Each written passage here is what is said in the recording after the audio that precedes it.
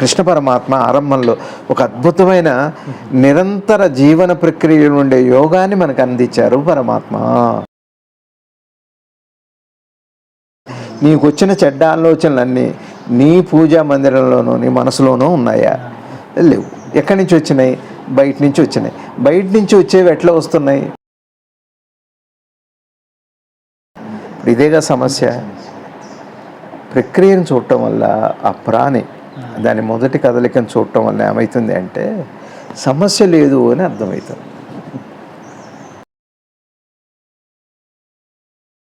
నీ లోపలికి, నీ మనసు లోపలికి నువ్వు వెళితే అసలు దాన్ని క్షేత్రం చేయాలి. నీ మనసును కాశీ చేయి, పవిత్రం చేయి, చాలు. ఎక్కడికి వెళ్ళక్కర్లేదు. వెళితే తప్పు కాదు, అది చెప్పట్లే. నువ్వు వెళ్ళడం తప్పని చెప్పట్లే, అది వేరు, అది వేరండి. నీకు సులువుగా అవ్వాలంటే నీ లోపలికి నువ్వు వెళ్ళు. కామవాంఛన వస్తుంది అనుకోండి, ఎందువల్ల వస్తుందని ఒకసారి నేను చూసుకుంటే బుద్ధితో టీవీలు ఎక్కువ చూడటం, లేకపోతే చూడకూడనివి యూట్యూబ్లో చూస్తున్నాను, లేకపోతే పత్రికల్లో చూస్తున్నాను అనుకోండి, మీకు కారణం తెలిసింది కదా. ఒక 4 రోజుల పాటు వాటిని అవాయిడ్ చేయండి, మీరు ఇంకా అది రాదు. నేను ఎందుకు కనపడాలి అందరికీ ఒకళ్ళకి అందంగా? నేను ఎవరికి ఇష్టమో, ఏ పరమాత్మను కోరుకోండి ఆయనకి ఇష్టపడితే చాలు, ఆ కృష్ణ పరమాత్మకి ఇష్టపడితే చాలు. మీరెవరండి వీడికి అందంగా కనపడటం ఏంటి? నా తల్లి జగన్మాత ఏదైతే ఉందో, ఆ ప్రకృతి మాత జగన్మాత గాయత్రానండి, లలిత త్రిపుర సుందరి, మహాలక్ష్మి ఎవరన్నా కానీ వారికి నేను అందంగా బిడ్డని, ఆ తల్లికి నేను ఎప్పుడైనా అందమైన వాడిని. ఇక్కడ ఏమి తెలియని వాడికి కూడా తెలుస్తుంది. ఇక్కడ తెలుసుంటేనే బాహ్య జీవనంలో బాగా గుర్తుపెట్టుకోండి. ఒక మెకానిక్ మీద స్కూటర్ ఉందంటే మెకానిక్ అయితేనే సరి చేస్తాడు, పండితుడైతేనే మీ రాసిన భాషను సరి చేయగలుగుతాడు, వేదాంతాన్ని సరిచేయాలి. ఇక్కడ వేదాంతం అనేది మీకు సరి చేసుకోవటం లేదు, సరి చేయటము లేదు, సరేమో తెలుస్తుంది, అక్కడ ఉన్నదేమో తెలుస్తుంది, చాలు. ఇంకా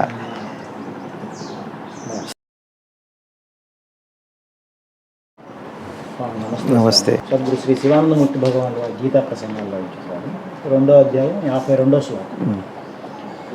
కృష్ణ పరమాత్మ అన్నాను, స్వామి, అర్జున, నీ బుద్ధి అభ్యాసమును మాలిన్యమును దాటినప్పుడు వినవలసిన దాని గురించి, నీవు వినిన దాని గురించి నీవు విరక్తిని కలిగి ఉందువు. సద్గురుదేవులు చెప్తున్నారు. ఇక్కడ వినటం అంటే ఒక మాటను తీసుకొచ్చారు. వినపడినది వేదం, శ్రోతవ్యమైనది అంటే వినవలసింది కూడా వేదమే. సమస్త ఫలములను ఇచ్చేది వేదం. కర్మహేతుకరమైనది వేదం, కర్మపారమైనది వేదం, కర్మప్రాప్తి సాధకమైనది కూడా వేదమే. అదే శృతి, శ్రోతవ్యమైనది. వేదము చెప్పిన దాని యందు ఇట్టి సమత్వ బుద్ధి కలవాడు వైరాగ్యంతో ఉంటాడు అని పరమాత్మ చెప్తున్నాడు. ఇది చెప్తున్నారు.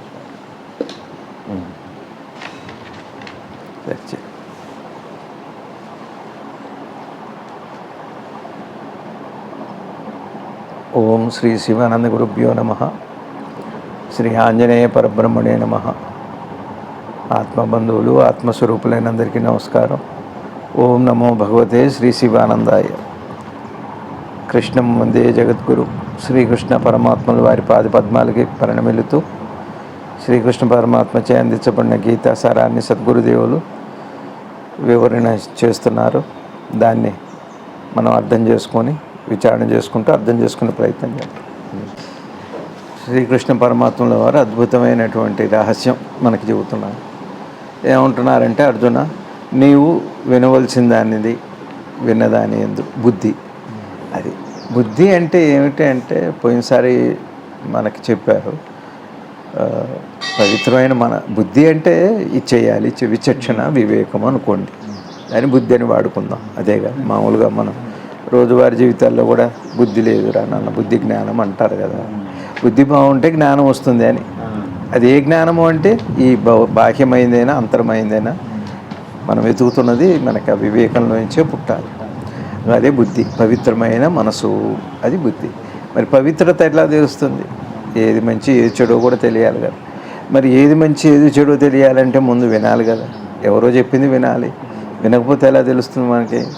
కాబట్టి వినాలి, విన్నదాన్ని మళ్ళీ దాంట్లో చక్కగా మన అనుభవంలో చూసుకొని దాని ప్రకారం నడుచుకోగలిగితే యోగం అవుతుంది అని పెద్దలు చెబుతున్నారు, కృష్ణ పరమాత్మ చెబుతున్నారు. ఇక్కడ మనం బాగా చూసుకుంటే మొన్న ఒక విషయం మీతో పంచుకుందామన్న ప్రయత్నం ఈ చెప్పా. మనకి మనసు యొక్క మొదటి కదలిక, ఆ తర్వాత దాని పరిణామం అంతా, అంటే ఆలోచన ఉంటున్నాను.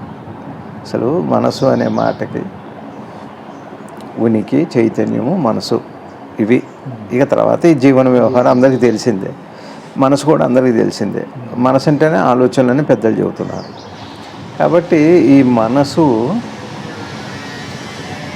పోయినసారి ఏం చెప్పా, అసలు మన స్వరూపం నుంచి, ఉనికి నుంచి ఇంకొక వైపు ఎందుకు వెళుతుంది మనసు అంటే, ఇక్కడ తేలిగ్గా అర్థం కావడానికి ఏం చెబుతున్నానంటే, పవిత్రమైన మనసు. పవిత్రమైన మనసు అంటే లోపల ఆలోచన స్పర్శ కానీ, ఇటు వికారం కానీ, ఎట్లాంటి కోరిక కానీ, ఫలాపేక్ష ఇవన్నీ లేనప్పుడు ఉండేదాని పేరే శుద్ధ మనసు అని అన్నాం. తేలిగ్గా అర్థం అవటం. తర్వాత ఈ మనసు అసలు ఒకదాని వైపు ఎందుకు వెళ్తుంది? జీవనంలో పొద్దున్న లేచి బాహ్యంకే మనసు వస్తుంది కదా, సంబంధం పెట్టుకుంటుంది కదా. వెళ్ళటం అంటే సంబంధం పెట్టుకుంటుంది, లోపలదైనా బయటదైనా. అది విన్నదాన్ని బట్టేగా, అనుకున్న దాన్ని బట్టే కదా. ఇంకొకటి ఏంటంటే, చిత్రం ఏమిటంటే, మన జ్ఞాపకాలని మనం వింటున్నాం, మన జ్ఞాపకాలని మనం చూస్తున్నాం, జ్ఞాపకాల ప్రకారం నడుచుకున్నాం. విన్నదాని అది వినటమే. నా మనసు నుంచి నేను వినేది, నేను ఇతరుల నుంచి వినేది, నేర్చుకునేది, ఈ సమాచారం అంతా కూడా మనసులో ఉండే సమాచారాన్ని కూడా వింటాం మనం. గ్రహించటం అంటే వినటమేగా. అనుమానపడక్కర్లే, పేర్లు గురించి మనం పెద్ద కంగారు పడక్కర్లే. కాబట్టి ఈ వినటం దగ్గరకు వచ్చిన తర్వాత అసలు మనసు ఒకవైపుకి ఎందుకు గ్రహిస్తుంది? నిద్రలో మనం గ్రహించట్లేదుగా, ఏమి దేహం తెలియట్లేదు, ఆలోచనలు లేవు, నిద్ర ఏమిటో కూడా తెలియటం, మూడు తెలియట్లే. బాహ్యమైంది ఏది, అంతరమైంది ఏది, అంతరాంతరాల్లో ఉన్నది, ఆ జరుగుతున్న ప్రక్రియ కూడా మనకు తెలియట్లేదు. అంటే మనసు యొక్క మొదటి కదలిక దాకా అది ప్రశాంతమైపోయింది. అంటే అలలు లేని ప్రశాంత గంభీరమైన సముద్రంలా ఉంది, తటాకల్లా ఉంది. అదే చిత్తము ప్రశాంతంగా ఉంటే దాని అడుగు పరమాత్మ అని గురువుగారు చెప్పారు, సద్గురుదేవుడు. ఇది మనసులో పెట్టుకుంటే అసలు మనసు ఒకవైపు. ఇప్పుడు నేను మిమ్మల్ని గ్రహిస్తాను. సడన్గా ఏదో నాకు ఆకాశం తినాలనో తాగాలనో, ఉన్నది ఉన్నటువంటి నాకు టీ తెచ్చి పెడతారని అడుగుతాను, కాఫీ తాగాలి, సినిమా చూడాలి, ఇట్లాంటివి వస్తున్నాయి. ఎందుకు అటువైపు వెళ్ళింది? అక్కడ ఉన్నదే దాన్ని చూసి వెళ్తున్నాం. ఇక్కడ నేను చెప్పదలుచుకుంది ఏంటంటే, తేలిగ్గా దీని గురించి కొంత నేను చూసి చెబుతున్న మాట ఏమిటంటే, నా అనుభవంలో ఇది. అసలు మనసు మొదటి కదలిక తర్వాత దాని క్రియ చెప్పా, క్రియకు ముందు ఆ తర్వాత పరిణామం. అసలు మనసు కదిలిన తర్వాతనే గ్రహింపు మొదలవుతుంది. ముందు కదలాలి మనసు, అంటే ఉనికి చైతన్యవంతమైన తర్వాత గ్రహింపు అనేది, ఇంద్రియ అనుభవాలు అప్పుడే వస్తాయి. మీకు అర్థమవుతుంది? మొదటి కదలిక అది బాగుంది, చైతన్యమైనంతవరకు కూడా బాగుంది. ఈ ఇంద్రియాలు అనుభవాలు వచ్చిన తర్వాత దాన్ని పెర్సెప్షన్ అని, పెరిసీవర్ అని రెండు మాటలు ఉన్నాయి. ఆ పెరిసీవర్ అయినప్పుడు ఇక అక్కడి నుంచి ఇక అన్ని ద్వంద్వం వచ్చేస్తుంది. అందులో దేహంది. ఇక్కడ ఏం జరుగుతుంది అంటే, మనసు మొదటి కదలిక అంటే చైతన్యం, ఆ తర్వాత సంబంధము, సంపర్కము, అనుభవము, ఇది అంతా కలిపి మనసు అని పేరు. ఇదంతా కలిపి ఇప్పుడు మనం అనుకునే మనసు, వ్యావహారిక సత్యంలోని మనసు. ఈ ప్రక్రియ ఆగిన తర్వాత ఉందే మనసు. ఆగుతుంది అంటే ఆగటం కాదు ప్రశ్న, నిద్రలో ఆగుతూనే ఉంది. అలాగాక జాగృతంలో కూడా మనం ఒక పనిలో ఉన్నప్పుడు అప్పుడు అవి మనకి స్ఫురించట్లేదు, ఎప్పుడు వస్తున్నాయి, మధ్యలో పోతున్నాయి, కానీ ఏది ఉందో అది ఉంది. ఆగటం అనే ప్రశ్న, దాని నుంచి తప్పించుకోపోవటం అనేది కాదు ఇక్కడ. ఏమిటి అన్నది అంటే దాని యొక్క పనితీరు, దాని పరిణామం. అంటే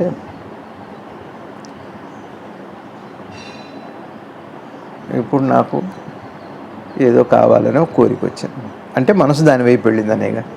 సినిమా చూడాలనుకోండి, మనసు సినిమా అనే దాని మీద వెళ్ళింది, సింపుల్. అట్లనే రోజువారీ ఆలోచనలు ఇవన్నీ వస్తున్నాయి. వస్తే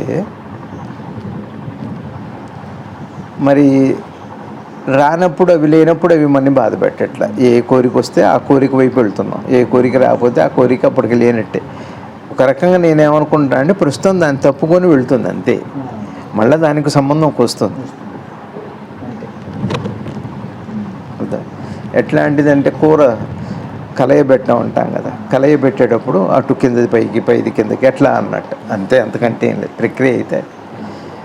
సరే, ఇక్కడ నేను అనేది ఏమిటంటే జ్ఞానము అనే మాటకు అర్థం ఏమిటి?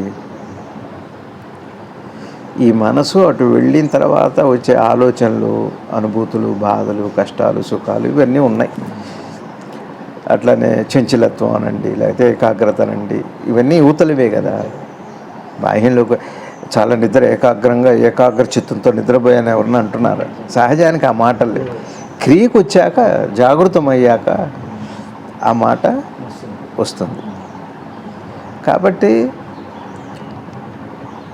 ఏకాగ్రంగా నిద్రపోయాను ఎవరు అని అనరు, ప్రశాంతంగా నిద్రపోయానని వాడతాం. కానీ ప్రశాంతంగా నిద్రపోయామన్న మాట కూడా కరెక్ట్ కాదు. ఎందుకంటే నీ ప్రయత్నం ఏముంది? వచ్చిన ప్రశాంతతని చెబుతున్నావు కానీ చెప్పటంలో ప్రమేయాన్ని చెబుతున్నావు. నీ ప్రమేయం లేనిది కదా అది. మీకు అర్థమైంది? మంచి నిద్ర పట్టిందంటాం బాగుంది, కానీ నేను మంచి నిద్రపోయానంటాం అంత తప్పు కాదు, కానీ అంత సబబుగా ఉండదు. అది సబబుగా ఉండేది కాదు అది. కాబట్టి పదాలు కూడా చాలా అవసరమే. ఇక్కడ కొన్ని పదాలు, ఒకటి గొడవ లేదు అని తెలియటానికి పదప్రయోగమే తప్పితే ఏముంది. సరే, మనసు క్రియాత్మకమైంది, ప్రక్రియ అన్నాం కదా, ప్రక్రియ క్రియ.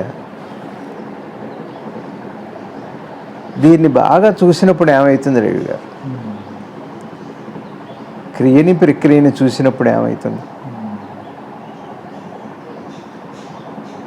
ప్రక్రియలో ఇవన్నీ వచ్చినాయి, ద్వంద్వాలంతా వచ్చింది. అసలు దేహ సంబంధం రాగానే, ఎరుక రాగానే ఇవన్నీ వచ్చేసినాయి, ద్వంద్వం అంతా వచ్చేసింది. నేను అనేది ఇక్కడ అద్వైతము ద్వైతము అని, ద్వైతము 2, 3 అని అనకుండా నేనేమంటున్నానంటే డైరెక్ట్గా ప్రక్రియనే అర్థం చేసుకునే ప్రయత్నం చేస్తున్నాం. ఇటు వచ్చి దీంతో సంబంధం, సంపర్కం, అనుభవం, అనుభూతి, మళ్ళీ జ్ఞాపకం, ఇంతే, ఇట్లానే ఉంది. మనసు ఒక దాని వైపు కదిలింది, అది మన చేతుల్లో లేదు, కదిలింది, ఇవన్నీ జరిగినాయి. అసలు ఎందుకు కదులుతుంది? దాన్ని ఆపుతామా? ఆపలేము. ఎందుకు కదులుతుందో తెలియనప్పుడు మీరు ఆపటం కూడా మీ చేతుల్లో లేదు. మెలకు వచ్చినట్టే కదా, ఎందుకు వచ్చిందో తెలియదు కదా. ఇప్పుడు ఇక్కడ సద్గురు శ్రీ కృష్ణ పరమాత్ముల వారు ఏం చెబుతున్నారు? త్రైలోక్య గురువులు విన్నదాన్ని అన్నది. ఇది జాగ్రత్తగా వినాలి, ముందు సబ్జెక్ట్ అర్థం కావాలి కదా. మీకు అర్థమవుతుందా?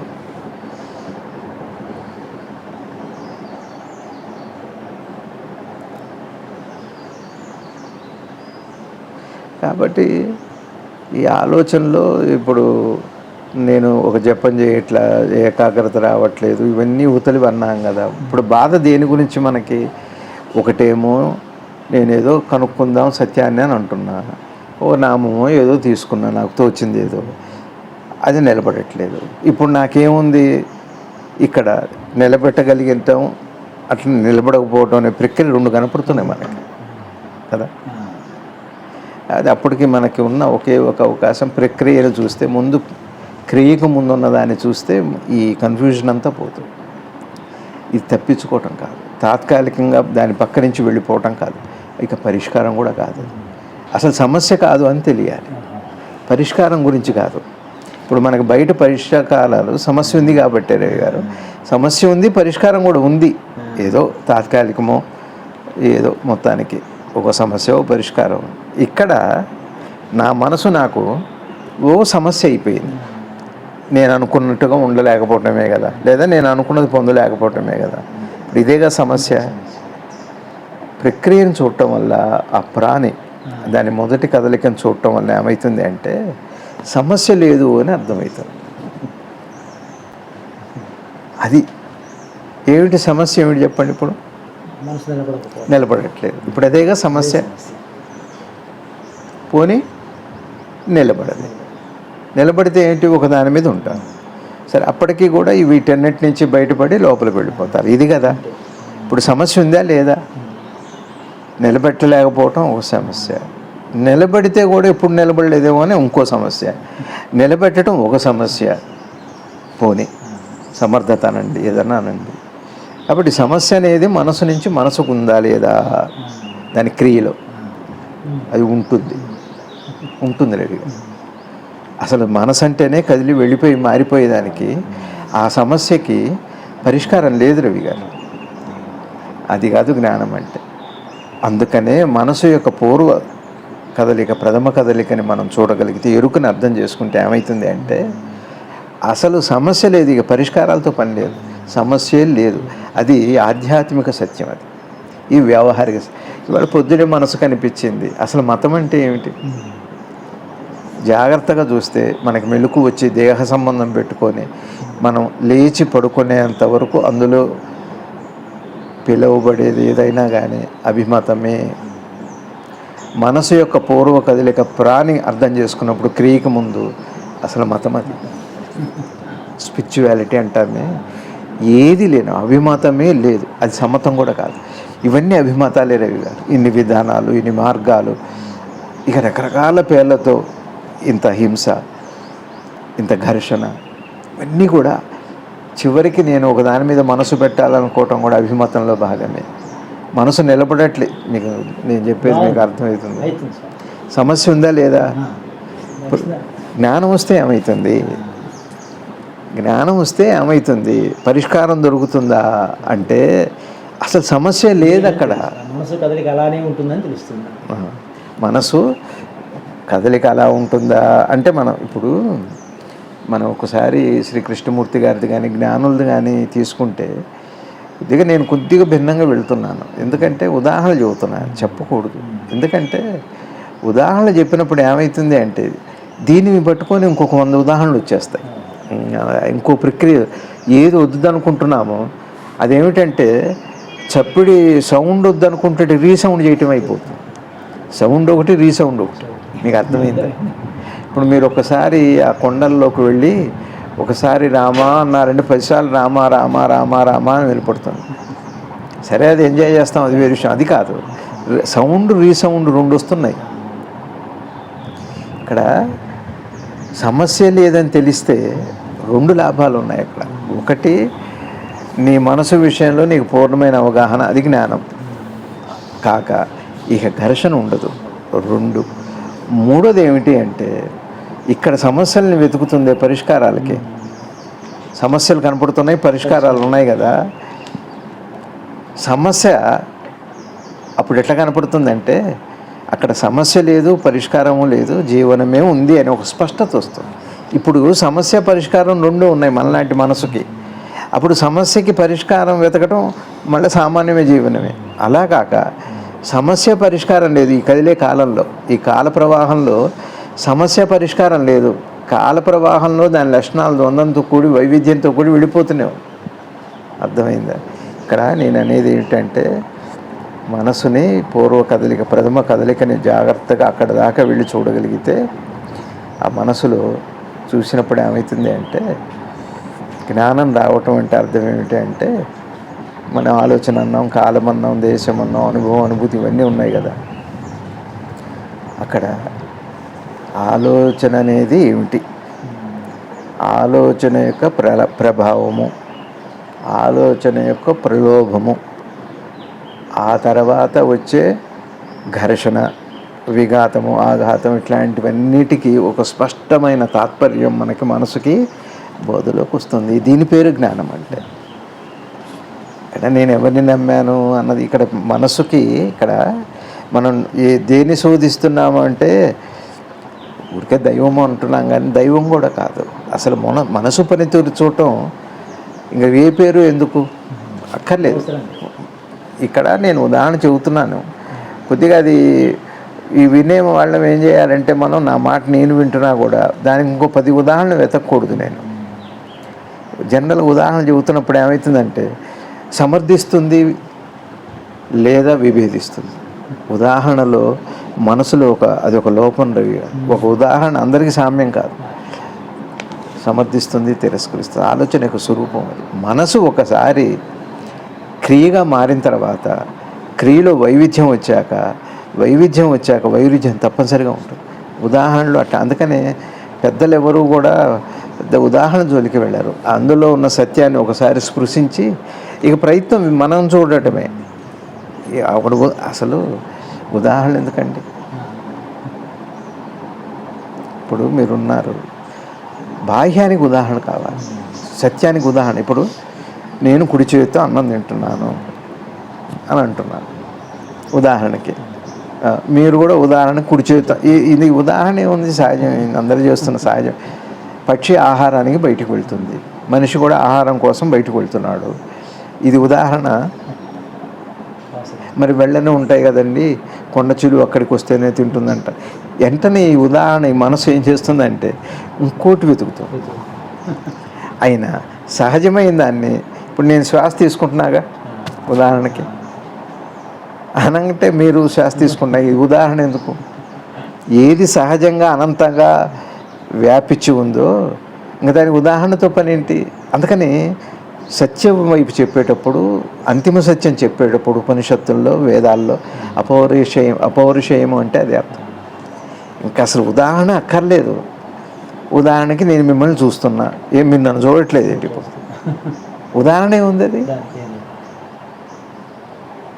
ఉదాహరణకి అక్కడ చప్పుడయింది అన్నాను నేను, మీరు విన్నారు, నేను విన్నా, నేను చూసా, మీరు చూడొచ్చు, అది వేరు. మళ్ళీ ఒక భౌతికం వైపు వచ్చినప్పుడు ఉదాహరణలు పనికి వస్తాయి. ఆది భౌతికమైన అనంతమైన స్వరూపరహితం, దానికి ఏ రూపం లేదు, రూపనామరహితమైన గుణరహితమైన వస్తువుకి ఉదాహరణ అంత సబబైన విషయం కాదు. కానీ మరి తప్పనిసరిగా నేను ఆ ప్రయత్నం చేస్తున్నా, కొంత దగ్గరగా వెళ్ళాలి, మరి అర్థం కావాలి కదా. సహజమైన వాటికి ఉదాహరణ ఏముంది? నిద్రపోతే ఎలా ఉంటుంది అది ప్రశ్న. నువ్వు నిద్రపో, ఉదాహరణకి నిద్రపోలేడుగా, రావాలి. ఆకలి అయితే ఉదాహరణకి, ఇప్పుడు నీకు ఆకలి అయితే అవ్వట్లేదు, ఉదాహరణ ఎట్లయితుంది? అది ఉదాహరించుట. అసలు ఉదాహరిస్తే మొత్తం అసలు సంశయం హరించుకుపోవాలి. ఉదాహరణ అది ఇక్కడికి వెళితేనే, అక్కడ ఉదాహరణలు కుదరవు. రవి గారు ఏ ఉదాహరణతో పోలుస్తారు? సత్యాన్ని పోల్చదగ్గ వస్తువే లేదు కదా, దానికి అదే సాటి. ఇక మీరు ఉదాహరణ అయినా చేరుకోవటానికి ఒక స్థూలమైన విషయాన్ని తీసుకొని ఇప్పుడు నేను చేసే ప్రయత్నం అది సరే కానివ్వండి. కాబట్టి ఇప్పుడు మనసు ఎప్పుడైతే ఒక దాని వైపు ఎందుకు కదులుతుంది అని చూస్తే, ఇక్కడ నేనేమవుతుంది, ఎందుకు కదులుతుంది అంటే అక్కడ కోరిక ఉందా, లేకపోతే అక్కడ ఏదో ఉంది కదా, ఆశ ఉంది కదా, ఓ ప్రక్రియ ఉంది, ఇవన్నీ చెప్పొద్దు, అనుకోవద్దు. మనసు ఒకదాని వైపు కదిలింది, అదే అనుభవం. మనసు ఒకదాని వైపు, ఇంద్రియం ఒకదాని వైపు కదిలిందంటే అనుభవం, అంతే. ఇంద్రియాలే కదా. ఎందుకు కదిలింది అంటే అది కోరికో లేకపోతే జీవనమో అని అనకుండగా మీరు అది కదిలిన వైపు చూడండి, ఏం జరుగుతుందో అక్కడ చూడాలి. ఉట్టిగా ఉదాహరణ సరే, కదిలింది అన్నది ఎందుకు అంటే మనం విన్నాం, నేను కోరికుంటేనే మనసు బయటకు వస్తుంది, లేకపోతే లోపల ఉంటుంది, కోరిక తీరేంతవరకు బయట ఉంటుంది, కోరిక తీరిన తర్వాత ఆ స్వరూపంలోకి వెళ్తుంది. ఇవన్నీ వింటూనే ఉన్నాం కదా, సమాచారం ఎందుకు నాకు?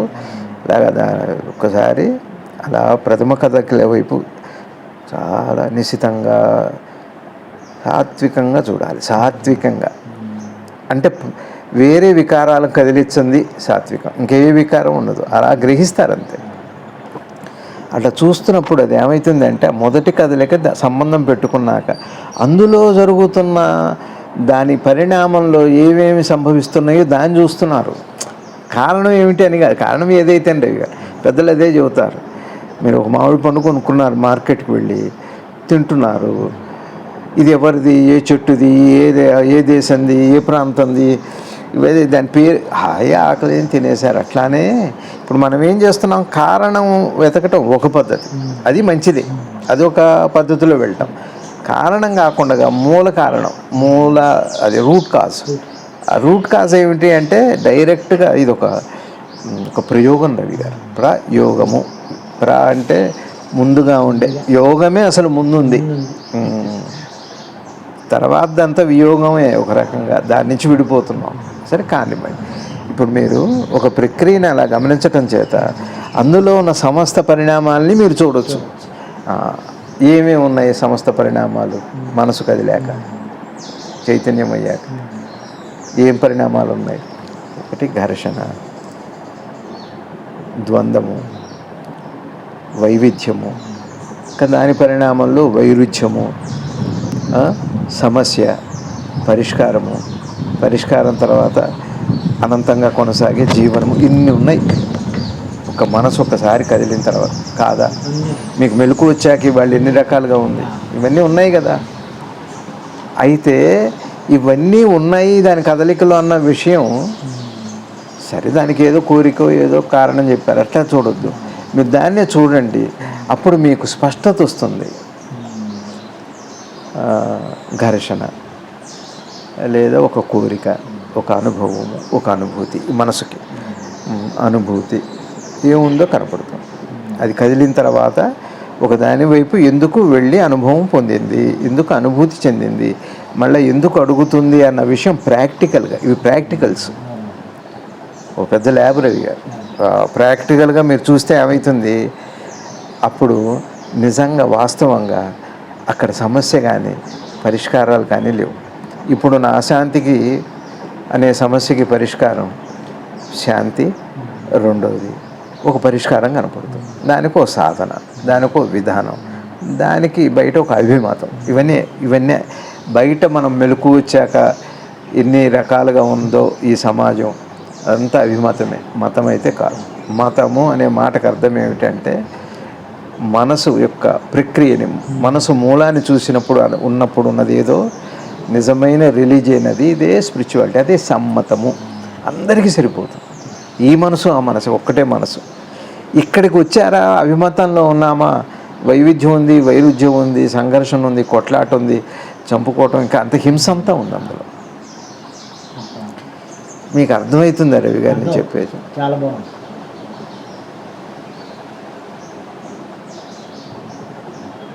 ఇప్పుడు నేను మీకు ఒక మ్యాటర్ ఇచ్చాను, రాసింది. ఒకసారి మీరు ప్రూఫ్ రీడింగ్ చేయండి అంటే స్పెల్లింగ్స్ అవి చూస్తారు. మీరు అదేం తయారు చేయరుగా, ప్రింటర్ అదే చేస్తాడు. ప్రూఫ్ రీడ్ ఒత్తు ఉందా, కొమ్ము ఉందా, ఫుల్ ఉందా, ఎక్కడ తప్పు ఉందా, స్పెల్లింగ్ అదే చేస్తారు. గమనిస్తారు కదా ముందు. పోనీ అతనికి దాని గురించి పూర్వపు విజ్ఞానం ఉందా? ఎందుకు ఉండదు? మీరు రాసిన స్క్రిప్ట్ గురించి తెలియదు కానీ ఇప్పుడు భగవంతుడు భావి ఇవి తెలిసి ఉండాలిగా. కరెక్ట్ చేస్తారా? అది ప్రూఫ్ రీడింగ్ ప్రింట్ అయింది. ఇక్కడ కూడా అంతేనా? తెలిసి ఉంటేనే సరి చేసుకోవడం కుదురుతుందా? ఇక్కడ ఏమి తెలియని వాడికి కూడా తెలుస్తుంది. ఇక్కడ తెలిసి ఉంటేనే బాహ్య జీవనంలో బాగా గుర్తుపెట్టుకోండి. ఒక మెకానిక్ మీద స్కూటర్ ఉందంటే మెకానిక్ అయితేనే సరి చేస్తారు. పండితుడైతేనే మీ రాసిన భాషను సరి చేయగలుగుతాడు. వేదాంతాన్ని సరిచేయాలి. ఇక్కడ వేదాంతం అంటే మీకు సరి చేసుకోవటం లేదు, సరి చేయటము లేదు, సరేమో తెలుస్తుంది. అక్కడ ఉన్నదేమో తెలుస్తుంది చాలు. ఇంకా సమస్త మానసిక వేదనల నుండి అది వేదనలుగా, ఏ వేదనలన్నిటికీ మూలమైన ఆ కదలికలో ఏమేం జరుగుతుందో మనకు తెలియదు. సమాచారం ఉంది, నీకు అర్థమైంది. ఏమండి దుఃఖానికి కోరికే మూలమండి. ఇప్పుడు నాకు కోరిక ఉందని నాకు తెలుసు, దుఃఖపడుతూనే ఉన్నా. దుఃఖం పోతే బాగుండాను కోరిక కూడా. మళ్ళీ ఒకటేమో ఈ అనుభవించాలని కోరిక, రెండు అనుభవించిన తర్వాత వచ్చిన దుఃఖం పోవాలని మళ్ళీ ఇంకో కోరిక. ఈ రెండు కోరికలేనా అంటే నాకు అసలు ఇది తీరట్లేదు ఈ కోరిక అని మళ్ళా ఒక వేదన, ఈ వేదన పోవాలని మరో కోరిక. ఇది అనంత. దీనికోసం ఎవరి దగ్గరికి వెళ్తే బాగుండు, ఎవరిని ఆశ్రయిస్తే బాగుండు, నాకు దీని నుంచి పరిష్కారం ఎవరిస్తారు సమస్యకి, మరో కోరిక. అక్కడికి వెళ్ళిన తర్వాత ఒక సంఘర్షణ, నీకు దానికి పడకపో. ఇట్లా కోరికల మీద కోరిక అనంతంగా పెరిగి, కోరిక అనే మాటకు అర్థం ఏంటంటే ఎడతెగని ఆలోచనలకి మూలము అని. కోరిక అంటే చెడ్డది కాదు. ఈ ఎడతెగని ఆలోచన పరంపరని కొనసాగించేటి చేసేదాన్ని కోరిక అని పేరు. చెడ్డది కాదు, మంచిది కాదు. దాని లక్ష్యం ఇప్పుడు మనం ఏమనుకుంటున్నామంటే దాని లక్షణాన్ని చెబుతున్నాం.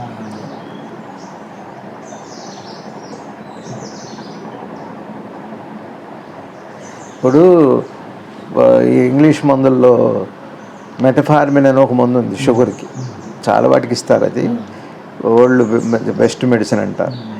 అది కొంతమందికి డయేరియా, కొంతమందికి గ్యాస్ ప్రాబ్లమ్స్ అవి వస్తాయి. దానికి డాక్టర్లు ఏం చేస్తారంటే తినేటప్పుడే వేసుకోండి, తిన్నాక వేసుకుంటే ఇట్లా ఉన్నాయిగా తినగా సెట్ అయిపోతుంది. అట్లానే ఇక్కడ ఏమిటి అంటే ఇక్కడ వేరే ఎక్కడ దానికి పరిష్కారం కానీ ఒక విధానం కాదు అది. ఇక్కడ ఏం చేస్తున్నారు మీరు, ఆ మనసు యొక్క కదలిక, రెండో కదలిక, మూడే కదలికలు. ఇటు నుంచి ఫస్ట్ కదలటం, కదిలిన తర్వాత ఇంకొక అనుభవం ఏదో మళ్ళీ అనుభూతిగా మళ్ళీ ఈ మూడే కదా మొత్తం మనసు అంటే. ఇక్కడ దాన్ని సూటిగా చూడటం వల్ల, మనసు మూలంలో చూడటం వల్ల ఏమవుతుంది అంటే తెలుస్తుంది ఎందుకు అది కదిలింది, కదిలితే ఏమైంది అనేది నేను చెప్పటం మీరు చెప్పటం కాదు, మనసుకే ఇది చూడటం అంటే. అప్పుడు పరిష్కారం కాదు, అది సమస్య లేదని అయిందా. ఇప్పుడు ఆ మనసుకు సమస్య లేదని తెలిసి మీరు జాగృతమయ్యారు, దాని పేరే జాగృతం అయ్యి ఇక జీవనం చేస్తున్నారు. ఇంకా సమస్య లేదుగా స్వరూపంలో. ఇంకా మీకు ఇక్కడ సమస్య ఉంది, జీవనమే ఉంది. జ్ఞానులందరూ అలానే ఉన్నారు కదా. బహుశా నేను చెప్పింది అర్థమైంది. ఇప్పుడు పరమాత్మ ఏం చెబుతున్నారంటే విన్నది బుద్ధి అభ్యాసము. బుద్ధి అంటే ఏం చేయాలి, బుద్ధి అనేది ఎక్కడుంది, మీరు దగ్గర ఉన్న సమాచారంలోనే బుద్ధి అంటే. బుద్ధి ఎప్పుడు వస్తుందండి, ఏం లేకుండా బుద్ధి వస్తుందా కదా. ఒక పదార్థాన్ని ఏరటం అనే మాటకు వస్తే అందులో రెండు ఉంటేనే ఏరటం అనే ప్రక్రియ, బాగు చేయటం అనే ప్రక్రియ. బుద్ధి అంటేనే మనసులో ఏముందో మీకు తెలిసాక అప్పుడు బాగు చేయటం. అసలు అది ఉండాలి ముందు, బాగు చేసే బుద్ధి ఉండాలి. అట్లా బుద్ధి అభ్యాసం. ఇంకా అదంటే ఎందుకు చెప్పారు పరమాత్మ ఈ మాట. మనం బుద్ధి అభ్యాసాన్ని ఏం చేస్తామంటే ఒక పూజ దగ్గర వినియోగిస్తాం. ఇప్పుడు చెడ్డ ఆలోచనలు రాకూడదు, తర్వాత రావచ్చు అన్నమాట. ఇప్పుడు నా ధ్యానం బాగా కుదరాలి అంటే తర్వాత విచ్చలవిడిగా దాని ఇష్టం వచ్చిన ఉండొచ్చు. అదా బుద్ధి కాదు. బుద్ధి అభ్యాసము నిరంతరము ఈ క్రాస్ చెకింగ్ ఉండాలి, ఎప్పటికప్పుడు దాన్ని చూస్తూనే ఉండాలి. అట్లా చూస్తేనే బుద్ధి అభ్యాసం. పరమాత్మ చెబుతున్నారండి బుద్ధికి అభ్యాసాన్ని ఇవ్వాలి. ఒక క్షణం ఏదో నన్ను నేను బాగు చేసుకుంటా, నన్ను నేను తెలుసుకుంటానని ఒక చెట్టు కిందనో ఒక క్షేత్రంలో, అలా కాదండి. ఫలానా క్షేత్రానికి వెళితేనే జ్ఞానం వస్తే, నీ లోపలికి, నీ మనసు లోపలికి నువ్వు వెళితే అసలు దాన్ని క్షేత్రం చేయాలి. నీ మనసును కాశీ చేయి, పవిత్రం చేయి, చాలు. ఎక్కడికి వెళ్ళక్కర్లేదు. వెళితే తప్పు కాదు, అది చెప్పట్ల.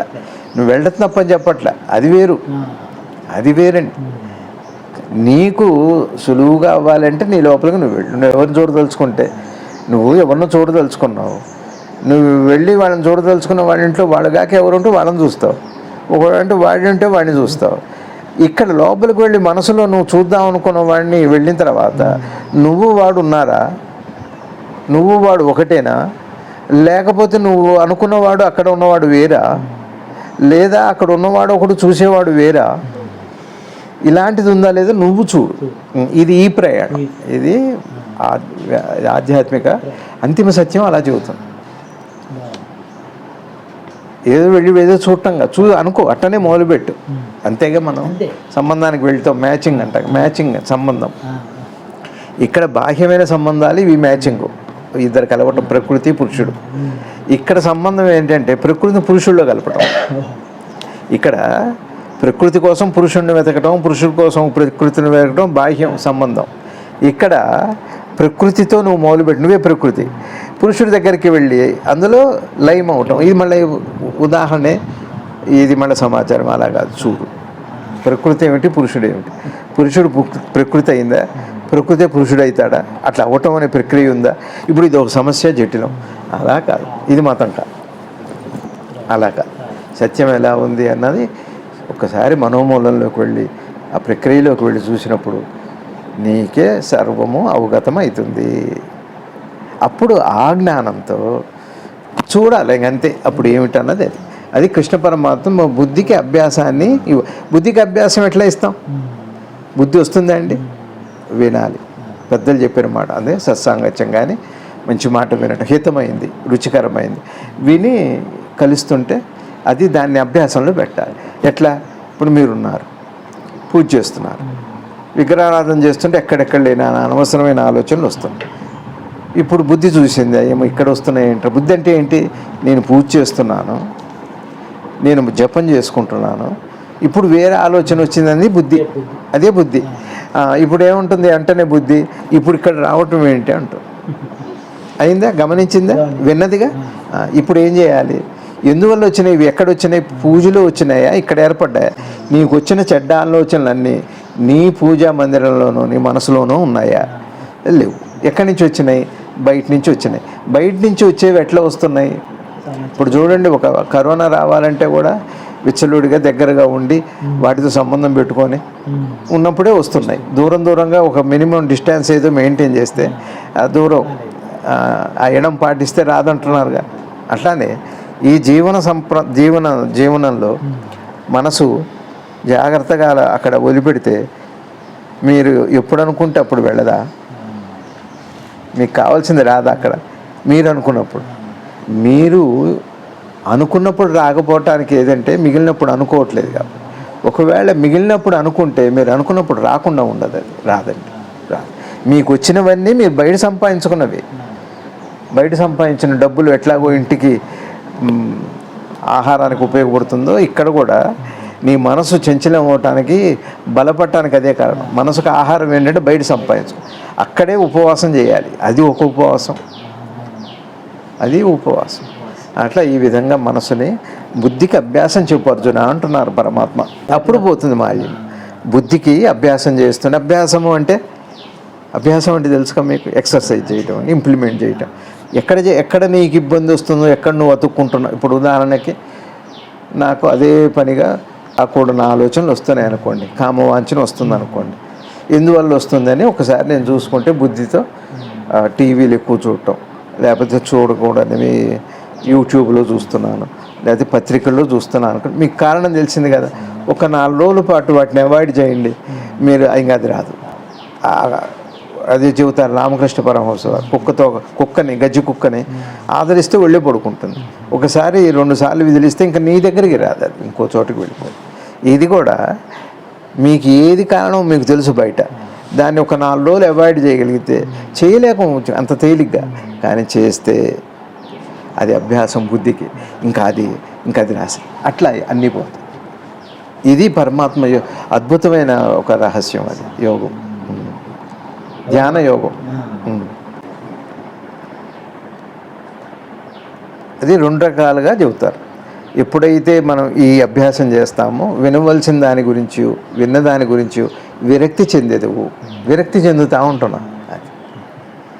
విరక్తి అంటే దాని మీద రక్తి పోతుంది. అది విరక్తి అంటే మనకి దేని మీద అయితే మనసు పదే పోతుందో వాసన అంటాం కదా, ఇంకా వాసన వైపు ఈ మనసు వెళ్ళదు. బుద్ధికి అభ్యాసం చేయాలి. బుద్ధికి పదును పెట్టు అంటారుగా. అరే నీ తెలివికి పదును పెట్టరా అంట, ఆలోచన పదును పెట్టండి అంటారు. మామూలు మాటలే.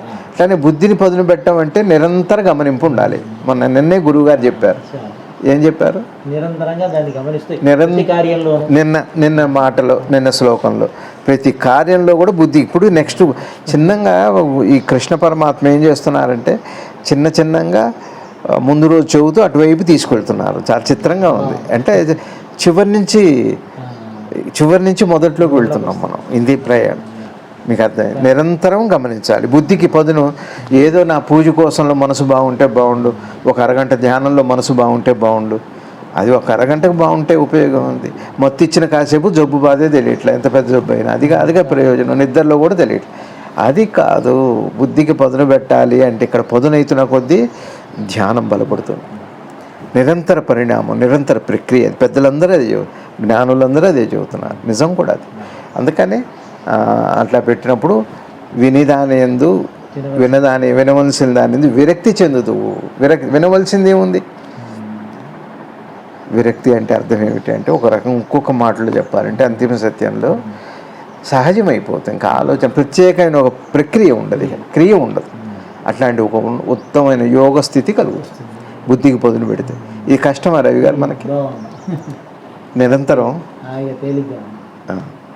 తేలిగ్గా సాధకుడికి, చిన్నపిల్లాడికైనా చెబుతున్నా జాగ్రత్త, అక్కడ అవి మంచివి అమ్మట్లేదు, తినొద్దు, అటువైపు వెళ్ళొద్దు అంటారు. బుద్ధికి చెప్పి ఆవిడ అక్కడ వినటము అన్నాను. వినటము అంటే స్వరూప జ్ఞానం. వినటము అంటే కూడా స్వరూప జ్ఞానం. చెబుతా. వినడము అంటే అర్థం మీకు తెలియాలిగా, అదే వినడం. వినడము అంటే ఆచరణలోకి వచ్చే బుద్ధి పదునైనప్పుడు ఆ వివేకం పెరిగి ఏమవుతుంది, ఆ స్పర్శ తగిలినప్పుడు అది నిజంగా వినటం అవుతుంది. రవి గారు ఇప్పుడు ఎవరో చెబుతారుగా, నాకు లోపల ఓంకారం వినపడుతుంది, ఇక్కడ సైలెన్స్గా ఉంది, అది స్పర్శ, అదే వినటం అంటే. ఓంకారం వినపడటం అది సరే, వినడము అనేది గురువుగారు దానికి ఎన్ని రకాలుగా ఉందో చెబుతున్నారు. పరమాత్మ వినడం అనే పదం వాడి ఇక్కడ ఏంటంటే మనందరికి కూడా ఉనికి ఉంది కదా, ఉనికి వినపడుతుందా వినపడదు, కనపడుతుందా కనపడదు. కానీ వినవలసింది, చూడవలసింది, అనుభవించవలసింది దాన్నే. అది వేదం అంటే ఏం లేదు, ఈ స్వరూపం. వేదము అంటే స్వరూపం. వేదాల్లోంచి ఉపనిషత్తులు, దాంట్లో పురాణాలు అంతా కలిపి వచ్చింది భగవద్గీత. అది వేదము అంటే నీ స్వరూపము. మనసు యొక్క మనసు యొక్క పరిశుద్ధతే వేదం. అంటే అక్కడ అపౌరుషేయం, భాష లేదు అక్కడ, అది వినపడదు. మనసుకు మనసు వినపడదండి.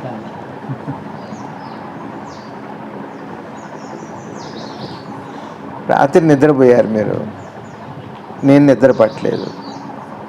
నిద్ర అంటే ఏమిటంటే నిద్ర బాగా పట్టిందని మీరు అన్నారు, నాకు వినపడ్డా, అనుభవంలోకి వచ్చిందా? లేదా మీరు ఏదో తినొచ్చారు, ఏదో చూసి వచ్చారు, అది మాటగా సమాచారంగానే తప్పితే నాకు అనుభవంలో లేదు కదా. మీ నిద్ర మీకు వినపడిందా? రాత్రి అనుభవం పొందారు కదా, వినపడిందా? అనుభూతి చెందారు. కనపడదు, వినపడదు, దాని యొక్క లక్షణం. కాళ్ళు ఉండవు, నడుస్తుంది, చేతులు ఉండవు, చేస్తుంది, కళ్ళు ఉండవు, చూస్తుంది, అంటే అన్ని సమస్తము దాన్ని ఆశ్రయించుకొని ఉంది. ఇదే వేదము. వినవలసింది కూడా దాన్నే. అంటే నువ్వు తప్పనిసరిగా మనసు యొక్క పూర్ణ స్వరూపాన్ని తెలుసుకోవాల్సిందే. ఇదే వేదం. సమస్త ఫలాలు ఇస్తుంది కర్మ. ఇది ఇక్కడ ఇట్నుంచి ఇటు తీసుకుంటే అన్ని పనులు, అన్ని కర్మలు దానివల్లే. అందువల్ల పనులు చేయటం వల్ల ఫలాలు వస్తున్నాయి. అంటే కర్మ తానే, ఫలము తానే అని అన్నది ఎప్పుడు ఏమవుతుందంటే, కర్మ ఫలము తానే అయినప్పుడు అది వినటం. అంటే ఫలము ఉన్న చోటే కర్మ. ఇప్పుడు మీకు ఫలమే ఉందనుకోండి, కర్మ చేయరుగా. కర్మ చేయటం వల్ల ఫలం వస్తే ఏం చేస్తారు? కర్మ చేస్తారు. కర్మ ఫలమే ఒకటే అయితే అట్లా ఫలం కోసం మనం బయట కర్మ చేస్తూ, ఉత్తమమైన యోగ ఫలం కోసం చేస్తూ లోపలికి వెళ్ళినప్పుడు ఆ కర్మ, ఆ ఫలమే అన్ని కర్మలకి ఆధారం అని తెలుస్తుంది. అంటే కర్మ నుంచి వచ్చే ఫలము అది తానే. అంటే ఉనికి లేకపోతే చైతన్యం ఎక్కడుంది? చైతన్యం లేకపోతే మనసు ఎక్కడుంది? ఇప్పుడు కర్మ ఏమిటి? కర్మకి ఏది కారణం? ఉనికి ఉండాలి, దానికి అదే ఫలము. దానివల్లే ఈ కర్మ ఫలము కూడా ఉన్నాయి. అది వేదం. వేదం ఏం చెబుతుంది అంటే, నీ ఎరుకే లేకపోతే నీకే కర్మ లేదు కదా, ఇంకా ఏ ఫలం ఉంది కదా. అయితే ఎరుక లేనప్పుడు, ఏ కర్మ లేదు, ఏ ఫలం లేదు అని తెలిసినప్పుడు అది ఉత్తమోత్తమైన ఫలం అవుతుంది. ఆ జ్ఞానం పేరు. ఇక తెచ్చేత చూడండి, కర్మ ఫలమైనది, ప్రాప్త సాధకమైనది, ఎవ్వరికైనా వస్తుంది. కర్మ ఫలమైంది. మీరు కొన్ని పనులు చేస్తే అనుకూలత అవుతాయి, కొన్ని పనులు అవ్వవు, అపజయాలు ఉన్నాయి. ఇక్కడ అట్లా కాదు, తప్పనిసరిగా అందరికీ ఫలం వస్తుంది. మనసును తెలుసుకున్నాక ఏం రావాలో ఆ ఫలం వచ్చి తీరుతుంది. చేయవలసింది అదే, ఫలం వచ్చి తీరుతుంది ఎవరికైనా. ఇక కుల మతాలు కానీ, వర్గ విభేదాలు కానీ, దేశ కాలాలు కానీ, దేహ పరార్భ అసలు నిజమైన కర్మ అదే. నన్ను నేను తెలుసుకోవటం కంటే ఉత్తమమైన కర్మ కానీ, దాన్ని పొందటం కంటే ఉత్తమమైన ఫలం కానీ సృష్టిలో ఈ ఫలాలు ఇక్కడ బయట లభించేవన్నీ కొందరికి అనుకూలం, కొందరు ప్రతికూలం. ఒకటే ఫలం. కొందరికి మళ్ళీ ఆ ఫలం లభిస్తుంది, కొందరికి లభించదు. కొందరికి విజయము, కొందరికి అపజయము. ఇవి బయటవన్నీ అట్లా ద్వంద్వం ఉంది, వైవిధ్యంగా ఉంది. ఇక్కడ అందరికి ఒక్కలానే ఉంది, అందరికీ సాధ్యమే. అక్కడ ఏ కర్మే అడ్డురాదు. కర్మ అడ్డురాని ఫలం ఎంత గొప్పది. అసలు నువ్వే ఫలం, అది సిద్ధంగా ఉన్న ఫలము అని మా గురువుగారు అంత అద్భుతంగా చెబుతున్నారు. చూడండి దానికి ఉన్న ప్రాముఖ్యత. ఇక్కడ గురువుగారు ఏం చెబుతున్నారు, దాని ఆవశ్యకత, దానివల్ల ఉన్న వెసులుబాటు అందరికీ అని, ఏ ఒక్కరికి కాదు. ఇది ఎవరికండి? పోనీ ఇక్కడ మతం పేరు లేదు, పలానా కులం అని వర్ణం లేదు, ప్రాంతం లేదు, దేశం ఏది, మనసు ఏది ఉత్తమమైన కర్మకన్నిటికీ ఆధారం. ఎరుక ఉంది రవి గారు. ఎరుక లేనివాడు ఎవడు ఈ సృష్టిలో? జీవరాశుల్లో కూడా ఎరుక ఉంది. మీకు కళ్ళు లేని చేపలకు కూడా ఎరుక ఉంది. నేను ఏదో ఎక్కడో ఒక పర్వత ప్రాంతం, మరి ఎక్కడో దేశంలో ఎక్కడో లోపల బంగారు రంగు చేపలు ఉన్నాయి, బంగారు చేపలు, వాడి కళ్ళు ఉండవు. మరి ఎట్ట జీవిస్తున్నాయో చిత్రంగా ఉంది. కాబట్టి ఎరుక లేనిది ఏంది లేదు. కళ్ళు లేకపోయినా, చెవులు లేకపోయినా, ఎరుక అనేదే, ఇవి సెకండరీ, ఆధారం అదే. ఆ ఎరుక లేని వాళ్ళు ఈ సృష్టిలో ఎవరున్నారు? మనసుకున్న ఒకానొక లక్షణమే గ్రహింపు, ఎరుక. మనసు లక్షణమే అది. కాబట్టి అది ఎవరికైనా ఆపాదిస్తారు, ఎవరికి ఆపాదిస్తారు. కాబట్టి దాన్ని తెలుసుకున్న వాళ్ళు ఎవరైనా దాన్నే పొందుతారు. ఇంకా అది ఉత్తమం. దానికి కర్మడ్డురా. మీరు మళ్ళీ ఇక్కడైతే దేవుని చూడాలండి, లేదా పలానా గుడికి వెళ్ళాలి, క్షేత్రానికి వెళ్ళాలి, పలానా ఉద్యోగం చేయాలి, పలానా డబ్బు దీనికి కర్మడ్డు రావచ్చు. కర్మడ్డు రావచ్చు అంటే ద్వంద్వంలోనే ఎదురవ్వచ్చు. ద్వంద్వం ఉందిగా, బయట వైవిధ్యం ఉందిగా.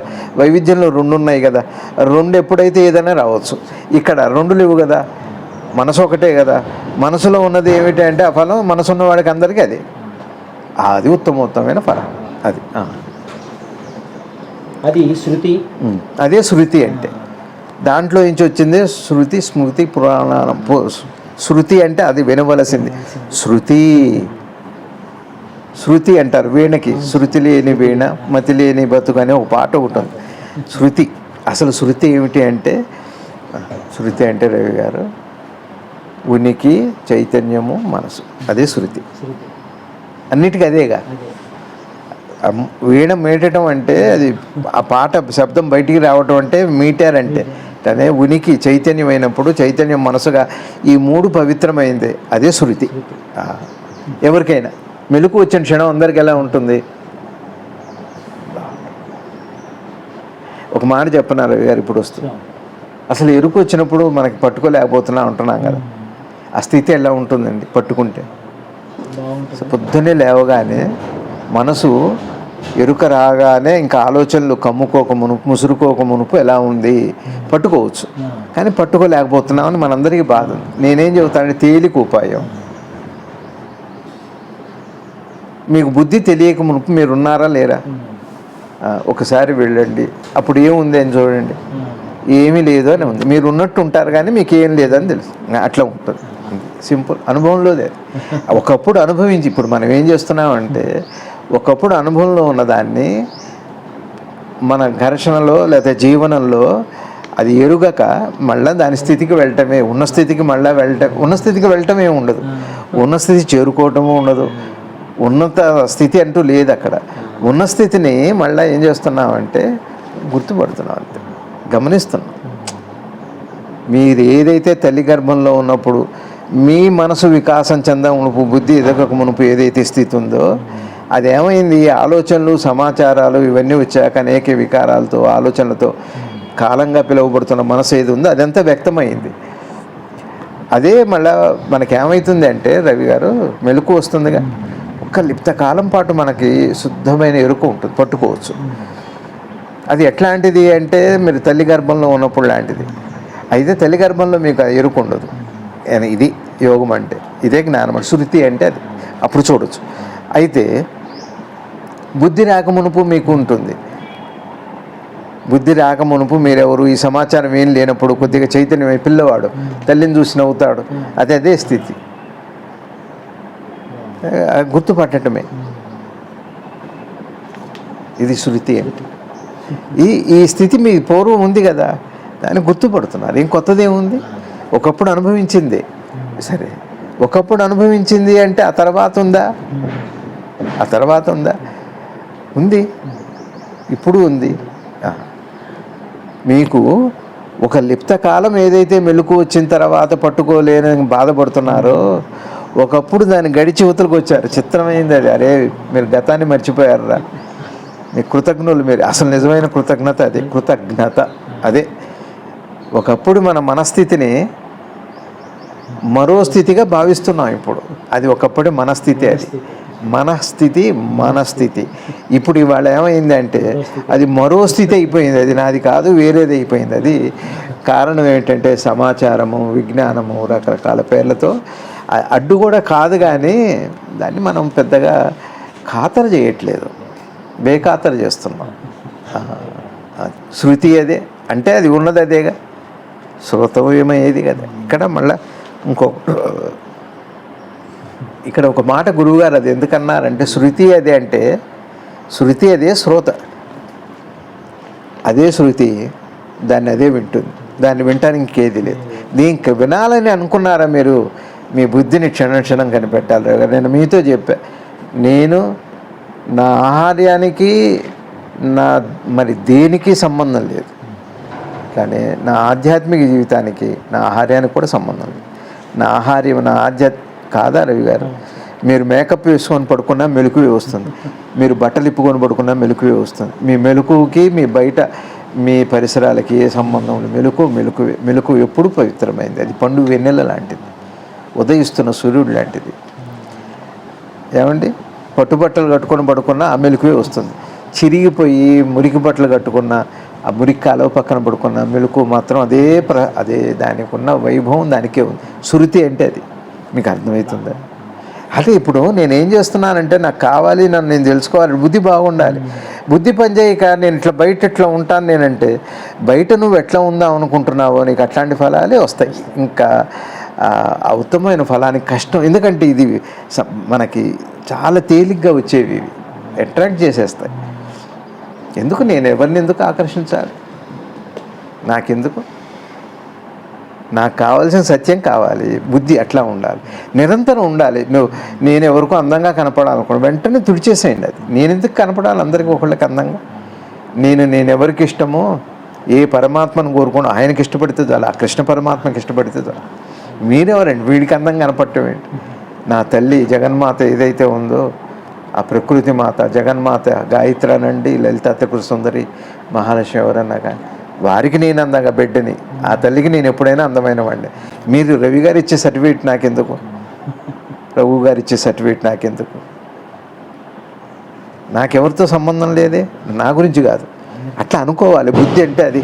ప్రతి క్షణం నా మనసు ఇతరులని ఆకర్షించాలి ఒక కీర్తి ద్వారా మరే ద్వారా అనుకున్నప్పుడల్లా నేను సాధకుడిని అయితే నా బుద్ధి ఏం చేయాలి? అది కాదు కదా నాకు కావాల్సింది. అయినా దీనికి దానికి సంబంధం ఏముంది? నా ప్రయాణానికి ఇది కాదు ఉపయోగపడే. ఒకవేళ నా ప్రయాణానికి నా కీర్తి ఉపయోగపడితే తప్పకుండా వాడుకోవాలి. అది వివేకం. నా ప్రయాణానికి అది ఆటంకమే అని తెలిసాక వదిలిపెట్టడం కంటే ఆ త్యాగము క్షాత్రం ఇంకోటే ఉంది. ఇది వివేకం, ఇది బుద్ధికి కృష్ణ పరమాత్మ ఆరంభంలో చెప్పారు. నీ బుద్ధికి ఇది చెప్పకుండా ఎట్లా? వినవలసింది విన్నది అప్పుడే పోతాయిట. ఇప్పుడు ఏం చేస్తుంది మన మనసు? వికారాల మాట వింటుంది, వికారాల మాట అరిషద్వర్గాల మాట పెడచెవిని పెట్టట్లా, చక్కగా పరిపూర్ణంగా ఆచరిస్తాం. అది వద్దు అంటున్నాను పరమాత్మ. ఇక్కడ ఎప్పుడైతే అట్లా శృతి అదే లోపల అలా వచ్చిందో, ఇప్పుడు సమత్వ బుద్ధి అప్పుడు తెలుస్తాయి. విన్నది అదే, వినేది అదే, చేసేవాడు లేడు, ఉన్న వస్తువే అది. నా మనసు తప్పితే మరో పదార్థం లేదు. మనసు యొక్క క్రియా ప్రక్రియలు తప్పనిచ్చి ఇంకొకటి లేదు. నేను క్రియా ప్రక్రియల విషయంలో దాన్ని ఆపాలనుకోవటం ఎందుకు? అది ఒకటే రవి గారు. మనసు క్రియగా ఉన్నా ప్రక్రియగా ఉన్నా, ప్రక్రియగా ఉన్నా క్రియగా ఉన్నా, ప్రాగా ఉన్నా క్రియగా ఉన్నా దాని పవిత్రత పోవట్లేదు అని ఆ ప్రక్రియను చూసినప్పుడు అర్థమైతే అదే వేదం. సమస్త 4 వేదాలు కాదు, అసలు ఎంతో లుప్తమైన వేదం కూడా మన వశం అయిపోతుంది. అది శృతి. దాన్ని అదే వింటుంది, దాన్ని అదే వినాలి, అంతకంటే ఇంకొకటి లేదు. అందుకని మన మనసే పరమ ప్రమాణము. మనసును చూడాలి, మనసు యొక్క ప్రక్రియను చూడాలి. ఎట్లా కోరుతుంది, నేను అడుగుతున్నది ఎట్లా ఉంది, నా ప్రయాణం ఎలా ఉంది, అసలు నా ప్రయాణానికి నేను అడుగుతున్న దానికి ఏమైనా సంబంధం ఉందా? ఉంది అంటే తీసుకో, లేదు అంటే వదిలిపెట్టేసాయి. ఉదాహరణకి నాకు పరమాత్మ దర్శనం కావాలి, రవి గారి దగ్గరికి వెళితే నాకు మంచి హితమైన వాక్కులు వస్తాయి, విను.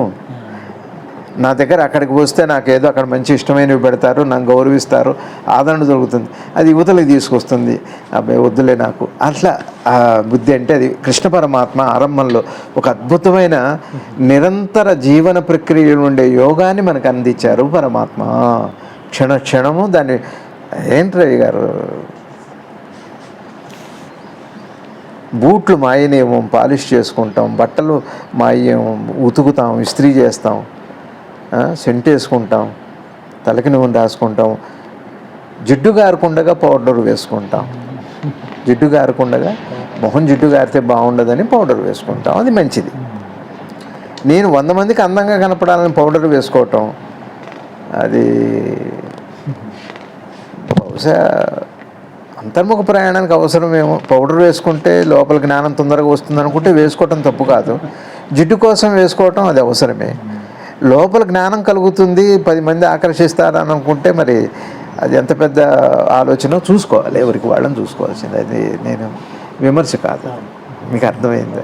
మీ తలకట్టుకి మీ జ్ఞానానికి ఏమాత్రం అసలు పొంతనే లేదు. అసలు నిద్రపోతున్నప్పుడు తలసరి చేసుకుంటున్నాడు ఎవడన్నా, మొహం రుద్దుకుంటున్నాడా, పౌడర్ వేసుకొని నిద్రపోతాడా? మేకప్ వేసుకొని నిద్రపోతే ఏమవుతుంది రేవు గారు? తలకాయ దూకొని ఒక సినిమాలకే సాధ్యం. వాళ్ళు రాత్రి ఎట్ట పడుకుంటారో పొద్దున ఎట్లా, ఎందుకంటే అప్పటికప్పుడు తీసే షాట్ అది. వాళ్ళు నిద్రే పోలేదు. నిద్రపోతే ఎట్లా ఉంటామో మన జుట్టు, మన మొహం, మన బట్ట తెలుసు మనకి. కాబట్టి దానికోసం పడుకునే ముందు మహా అయితే కాస్త శుభ్రత కోసం కడుక్కొని పడుకుంటాం, కానీ లేచేసరికి ఆ ఫ్రెష్నెస్ ఉంటుందని కాదు. జుట్టు దూకొని ఎవడు పడుకుంటాడు? ఒక సినిమా యాక్టర్లు తప్పనిచ్చి తేడా లేదా? ఆధ్యాత్మిక ప్రయాణం ఎట్లాంటిది అంటే నిద్ర ఏమిటో తెలిసిన వాడు అట్లా నిద్రపోతాడు. నిద్రలో కూడా నేను ఇట్లా ఉండాలని పడుకునేవాడికి నిద్ర ఎక్కడ పోతాడు? జుట్టు చెదురుతుందేమో అని. మాకు తెలిసిన ఒక టీచర్ ఉన్నారు, ఆయన ఇస్త్రీ బట్టలు నలుగుతాయేమని క్లాసులో ఎప్పుడు నిలబడి ఎన్ని గంటలైనా నిలబడి చెప్పేవారు నలుగుతాయని.